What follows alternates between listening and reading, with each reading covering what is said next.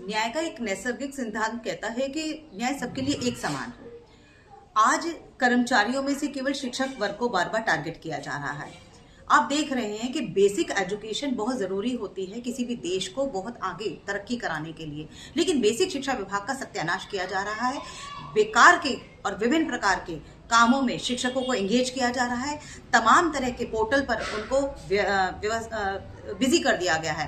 साथ ही कई ऐसे ऐप बना करके जबरदस्ती उनसे संचालित कराए जा रहे हैं। मालूम नहीं किनको लाभ पहुंचाना है इन लोगों को, लेकिन हमें एकदम से 10-15 ऐप ऐसे हैं अपने हमारे मोबाइल में जो जबरदस्ती डाउनलोड कराए गए हैं और उनको हमें डेली चलाना ही पड़ता है।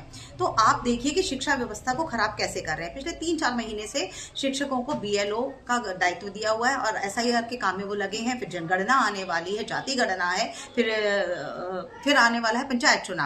तो इस तरह से कब तो वो शिक्षक पढ़ाए, और जब बच्चों में क्वालिटी नहीं आती है तो आप केवल शिक्षक को दोषी बना देते हैं। लेकिन असल में शिक्षक दोषी नहीं है, वो योग्य भी है और वो पढ़ाना भी चाहता है, लेकिन शायद सरकार की मंशा सही नहीं है, वो पढ़वाना नहीं चाहती है, इसीलिए रिजल्ट्स बेहतर नहीं आ पाते हैं। आप इस बात से भी समझिए कि आज कर्मचारियों के साथ पहले से तो उनको निकम्मा सिद्ध कर दिया और उसके बाद आपने लेकर के एक TET परीक्षा डाल दी, और अन्य लोग जो हैं वो ये सोच रहे हैं कि शिक्षक परीक्षा देने से कतरा रहा है क्योंकि वो योग्य नहीं है।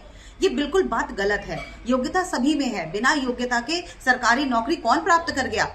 आप स्वयं देखिए। हम नहीं करें, वो जो जनता सुन रही है वो बता दे हमें कि आप लोगों में से कई लोगों ने शिक्षक बनने का प्रयास किया होगा, सरकारी सेवा में आने का प्रयास किया होगा, लेकिन अर्हता पूरी नहीं हुई। उस समय के जो टेस्ट हैं आप पूरे नहीं कर पाए तो नहीं आ पाए होंगे, और जो आए उन्होंने कहीं ना कहीं कुछ बेहतर प्रदर्शन किया, तब जाके वो सेवा में आए हैं। लेकिन आज केवल शिक्षक की ही क्यों परीक्षा ली जाएगी? परीक्षा लेनी है तो सभी विभागों की लीजिए। अन्य कर्मचारी भी तो हैं जो आज बैठे हुए हैं। हम ये बता रहे हैं कि मंशा समझिए सरकार की क्या है। कहीं ऐसा ना हो कि टोटल प्राइवेटाइजेशन हो जाए। आज शिक्षक विरोध कर रहा है, कल आपको ना विरोध करना पड़े, तो तैयारी पहले से कर लीजिए।